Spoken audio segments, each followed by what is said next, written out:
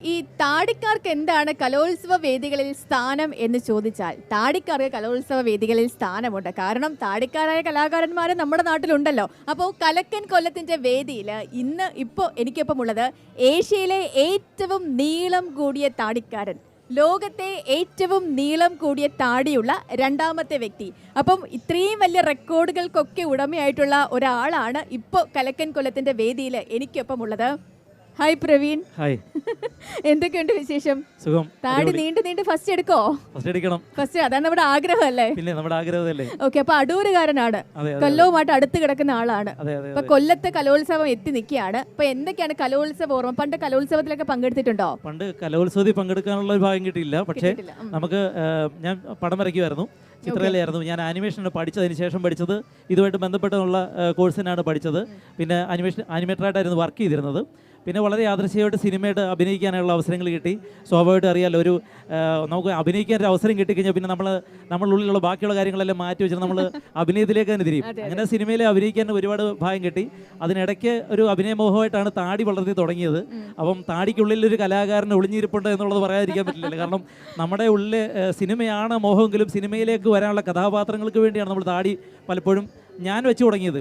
പിന്നെ ഇപ്പം നമുക്ക് എല്ലാവരും ചോദിക്കും, ഇപ്പം പലപ്പോഴും ചോദിക്കാറുണ്ട്, നിങ്ങൾക്ക് താടി വെക്കണമെന്നുണ്ടോ, വിഗ് വെച്ചാൽ പോരെയെന്ന് ചോദിക്കും. പക്ഷേ വളരെ യാദൃശ്യമായിട്ട് താടി വെച്ചു. അതിനുശേഷം പിന്നെ കിട്ടിയ കഥാപാത്രങ്ങളെല്ലാം താടിയായിട്ട് വലിപ്പമുള്ള അങ്ങനെ വളർന്ന് പിന്നെ താടിയിലേക്കുള്ളൊരു കോൺസെൻട്രേഷനായി. പിന്നെ അങ്ങനെയാണ് ഡൽഹിയിൽ നടന്ന താടി ചാമ്പ്യൻഷിപ്പിൽ എനിക്ക് ഫസ്റ്റ് കിട്ടുകയുണ്ടായി.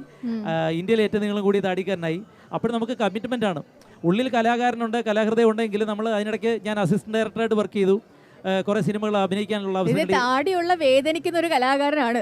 വേദനിക്കുന്ന കൂടി അങ്ങനെ നമുക്ക് പറയാം. മികച്ച താടി കൃഷിക്കാരൻ എന്നൊക്കെ നമുക്ക് കളിയാക്കിയിട്ടൊക്കെ പറയാം. കാരണം നമ്മളെ തന്നെ ആദ്യം നമ്മൾ കളിയാക്കാൻ ഇട്ട് കൊടുക്കണമല്ലോ. കാരണം മറ്റുള്ളവർക്കൊരു പേടിയുണ്ടാവും, ഈ വ്യക്തി ഇപ്പം എങ്ങനെയാണ് പ്രതികരിക്കുന്നത്, ഇപ്പം വലിയ വില്ലന്മാരാണോ, താടിയൊക്കെ ഉള്ളവർ കാണുമ്പോൾ ലുക്കൊക്കെ കാണുമ്പോൾ ഭയങ്കര ഒരു വലിയ ഇതായിട്ടൊക്കെ സംഭവമായിട്ടൊക്കെ തോന്നി, KGF വില്ലൻ എന്നൊക്കെ പറഞ്ഞിട്ടുണ്ട്.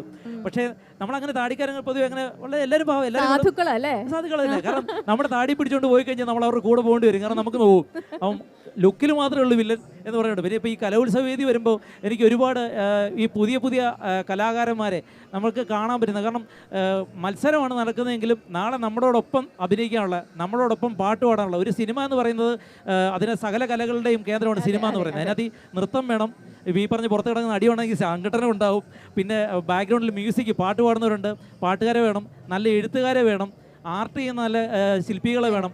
അപ്പോൾ എല്ലാത്തിൻ്റെയും ഒരു കൂട്ടായ്മയുടെ പ്രോഡക്റ്റ് ആണ് സിനിമ. ഉറപ്പായിട്ടും അതേ കലാകാരന്മാർ വളർന്നു വരുന്നത് ഇതേപോലുള്ള വേദികളിൽ നിന്നാണ്. അപ്പം നമ്മൾ ഇവരെയൊക്കെ അടുത്ത് പോയി കാണണം.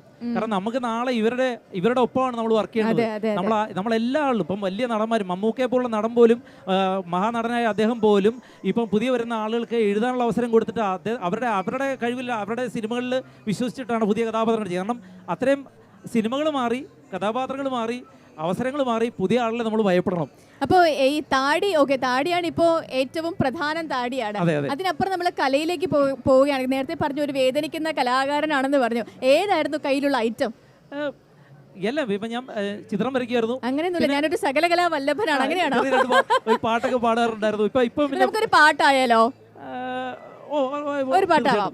എനിക്ക് ഇടയ്ക്ക് എന്തെങ്കിലും വരികൾ തെറ്റുകയാണെങ്കിൽ ഉറപ്പായിട്ട് ഞാൻ കൂയിക്കോളാം. ഇപ്പൊ ഈ ഒരു ആഘോഷ സമയത്ത് പാടാൻ പറ്റുന്ന പാട്ടാണ്. കാന്ത ഞാനും വരാം തൃശ്ശൂർ പൂരം കാണാൻ, കാന്ത ഞാനും വരാം തൃശ്ശൂർ പൂരം കാണാൻ, പൂരമെനിക്കൊന്നു കാണണം കാന്ത, പൂരമെനിക്കൊന്നു കാണണം കാന്ത, പൂരമെനിക്കൊന്നു കൂടണം കാന്ത, പൂരമെനിക്കൊന്നു കൂടണം കാന്ത, കാന്ത ഞാനും വരാം തൃശ്ശൂർ പൂരം കാണാൻ. Thank you. അപ്പൊ ഇത്രയൊക്കെ ഉള്ളിൽ വെച്ചിട്ടാണ് ഈ താടി ഇങ്ങനെ മറഞ്ഞു കിടക്കുന്നതല്ലേ? അങ്ങനെ പറയാം. ഓക്കെ, അപ്പം ഈ കലോത്സവം ഓർമ്മകളൊക്കെ നമ്മൾ പങ്കുവെക്കുന്ന സമയത്ത് ഈ സ്കൂൾ കോളേജ് ആ സമയത്ത് ഒരു കലോത്സവ ഓർമ്മ എന്ന് പറയുന്ന എന്തെങ്കിലും ഉണ്ടോ? ഞാൻ ശരിക്കും മത്സര ഇനങ്ങളിലേക്ക് പങ്കെടുക്കുന്ന സമയം എന്ന് പറഞ്ഞു കഴിഞ്ഞാൽ എനിക്ക് ITI പഠിക്കുന്ന സമയത്ത് ITIC പഠിക്കുന്ന സമയത്തായിരുന്നു.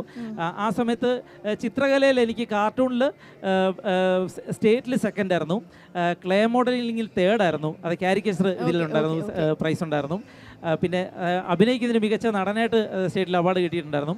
അങ്ങനെയൊക്കെയുള്ള കാര്യങ്ങളൊക്കെ. അപ്പം അതൊക്കെ ഒരു ഓർമ്മകൾ എന്ന് വെച്ച് കഴിഞ്ഞാൽ മത്സരമാണോ പാർട്ടിസിപ്പേഷൻ. എൻ്റെ അധ്യാപകൻ്റെ ഹൈസ്കൂളിൽ പഠിക്കുന്ന എൻ്റെ സാറുണ്ട്, സുരേന്ദ്രൻ സാർ എന്ന് പറഞ്ഞ്, അതിൻ്റെ പേര് പറയാൻ കാരണം അദ്ദേഹം എന്നെ കളിയാക്കുന്നുണ്ടെങ്കിലും അദ്ദേഹം പറഞ്ഞു പങ്കെടുക്കുക എന്നുള്ളതാണ്. അത് തന്നെയാണ് കാരണം നമ്മൾ ഒരു മത്സരത്തിൽ നമ്മൾ ഇന്നലെ നമ്മുടെ സ്റ്റാർ ഓഫ് ദ ഡേ ആയിട്ട് ശ്രീഹരിക്കുട്ടനും ഒക്കെ പറഞ്ഞതുപോലെ നമ്മൾ മത്സരത്തിൽ പങ്കെടുക്കുക, അതാണ് ഏറ്റവും വലുത്. വിജയം എന്നുള്ളത് അതിനപ്പുറത്തൊരു കാര്യം. നമുക്ക് പങ്കെടുക്കുക, പാർട്ടിസിപ്പേറ്റ് ചെയ്യുക, അതാണ് ഏറ്റവും വലിയൊരു കാര്യം. അപ്പോൾ എന്താണെങ്കിലും നമ്മുടെ താടിക്കാരൻ പ്രവീണിൻ്റെ ആഗ്രഹങ്ങളൊക്കെ നടക്കട്ടെ. ഇനി ലോകത്തിലെ ഏറ്റവും വലിയ താടിക്കാരനായി അറിയപ്പെടട്ടെ, സിനിമാ മോഹങ്ങളൊക്കെ വലിയ വലിയ നടനായിട്ടൊക്കെ വരട്ടെ. അത് നമുക്കും അദ്ദേഹത്തോടൊപ്പം വേദി പങ്കിടുന്ന ഒരു അവസരം കിട്ടട്ടെ എന്നൊക്കെ ആശംസിക്കുകയാണ്.